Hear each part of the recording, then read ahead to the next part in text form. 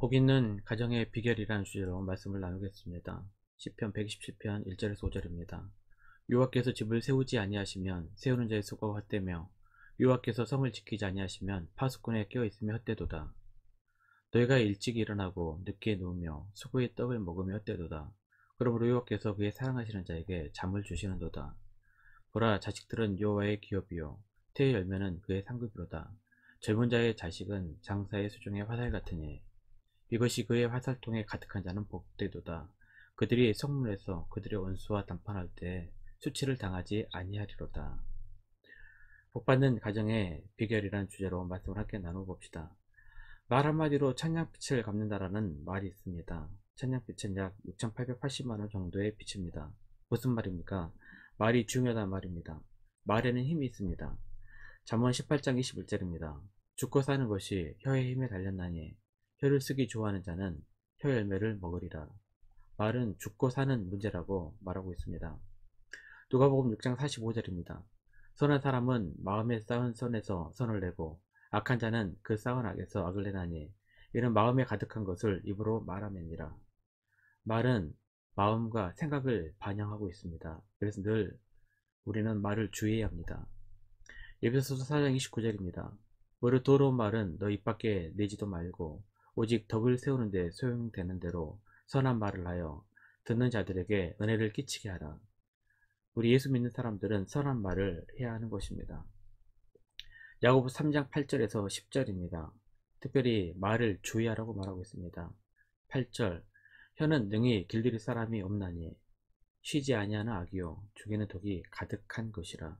이것으로 우리가 주 아버지를 찬송하고 또 이것으로 하나님의 형상대로 지음을 받은 사람을 저주하나니 한 입으로 찬송과 저주가 나는도다. 내 형제들아, 이것이 마땅하지 아니하니라. 사토 도우미는 인생을 말하는 대로 된다라는 책에서 말뿐만 아니라 심지어는 노래 가사까지도 삶에 영향을 미친다라고 말하고 있습니다. 가정을 연구하는 학자들은 잘되고 행복한 가정에는 뭔가 다른 것들이 있다라고 연구를 하고 있습니다. 많은 요소들이 있지만 그 중에 가장 중요한 것이 바로 가정의 말의 차이가 있다고 말하고 있습니다. 강학중 박사의 가족 수업이라는 책을 보게 되면 행복한 가족의 7가지 비밀을 이야기하고 있습니다. 이 7가지 중에서 무려 말과 관련된 것이 3가지나 되고 있습니다. 예수 믿는 가정도 마찬가지입니다. 하나님께 복을 받는 가정도 입술의 고백이 다른 가정과 다릅니다. 그리고 더 놀라운 것은 입술의 고백이 변하면 가정의 상황도 변한다는 사실입니다. 오늘 말씀을 통해 믿음의 가정은 어떤 믿음의 언어를 사용하는지 함께 나눠보고 우리도 똑같은 고백을 통해 하나님께 복된 믿음의 가정이 되기를 주님의 이름으로 축복합니다. 첫 번째, 하나님은 우리 가정을 지키십니다 라는 고백입니다. 시편 127편 1절입니다.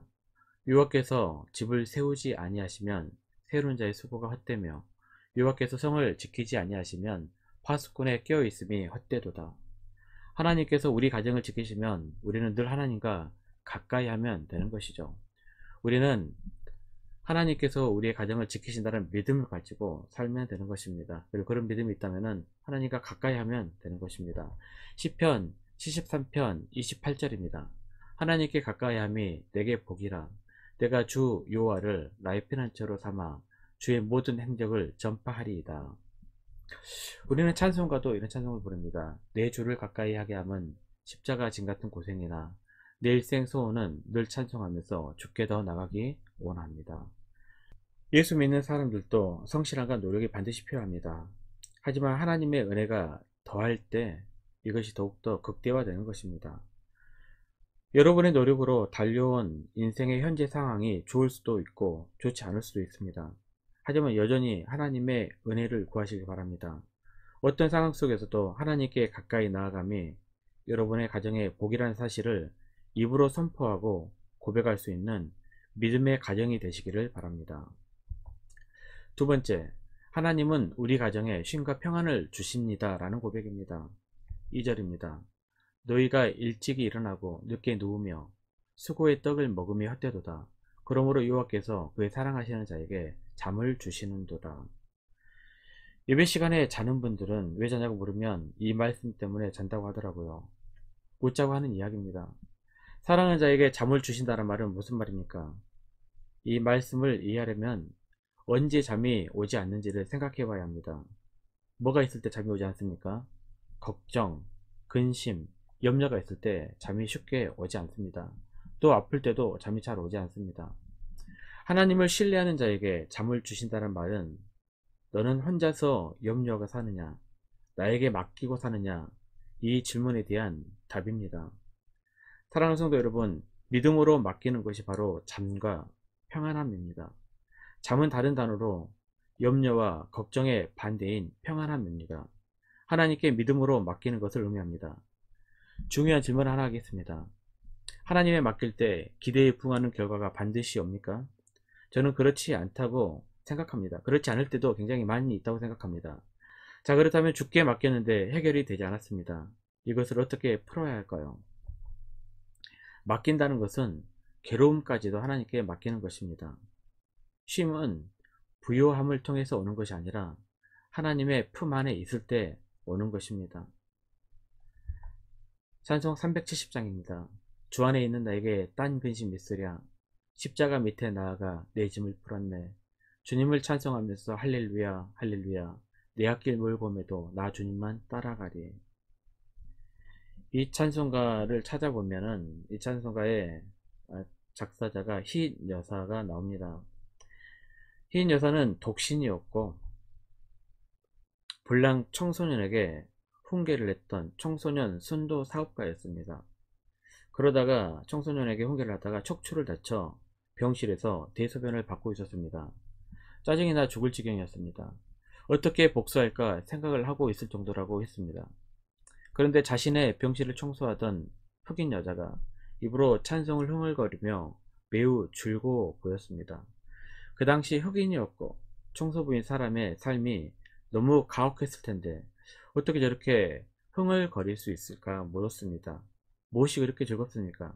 그랬더니 그 흑인 청소부는 이렇게 답했습니다. 나에게 닥친 어려운 형편과 처지가 찬송으로 바뀔 수 있는 힘을 주님께서 주셨으니 즐거울 수밖에요. 그 말에 휘인 여사는 하나님 앞에 회개하고 척추 손상으로 몸을 움직일 수 없는 상황에서 이 찬송의 가사를 작사한 것입니다. 다시 한번 찬송가를 보겠습니다.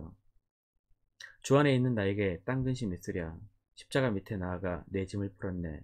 주님을 찬송하면서 할렐루야 할렐루야. 내 앞길 멀고 매도 나 주님만 따라가리. 하나님은 우리 가정에 쉼과 평안을 주십니다. 어떠한 상황이 있다 하더라도 하나님의 품 안에 있는 것이 쉼이고 평안입니다. 이러한 믿음의 고백이 넘치는 교우들 되시기를 바랍니다. 마지막 세 번째입니다. 하나님 우리 가정에 소망을 주십니다 라는 고백이 끊임없는 그런 가정에게 하나님께서 복을 주십니다. 3절에서 5절입니다. 보라, 자식들은 여호와의 기업이요 태의 열매는 그의 상급이로다. 젊은 자의 자식은 장사의 수중에 화살 같으니 이것이 그의 화살통에 가득한 자는 복되도다. 그들이 속문에서 그들의 원수와 담판할 때에 수치를 당하지 아니하리로다. 자녀를 키우면서 속 썩이지 않는 부모가 아무도 없을 것입니다. 오늘 말씀은 지금 아무것도 아니고 속만 썩이는 자녀들이 조만간 하나님의 손에 들려진 무기와 같이 하나님께서 바꾸어 주실 것이다 라는 말씀입니다. 사랑하는 성도 여러분, 미래는 하나님만 보십니다. 모든 하나님을 믿는 사람 한 사람마다 하나님만이 만드시는 역사가 반드시 다 있을 것입니다. 사랑하는 여러분, 지금 당장 여러분의 자녀들이 별 볼 일 없어 보여도 장사의 수중에 화살과 같다는 소망을 가지시길 바랍니다. 하나님은 여러분의 가정이 소망이 되시기 때문입니다. 말씀 요약합니다. 하나님께서 복 주시는 가정은, 믿음의 가정은 언어가 다른 사람들과 다르다는 것입니다. 이 세 가지 고백의 언어가 여러분의 가정에 넘치시길 바랍니다. 첫 번째, 하나님은 우리 가정을 지키십니다. 두 번째, 하나님은 우리 가정에 평안과 쉼을 주십니다. 세 번째, 하나님 우리 가정에 소망을 주십니다.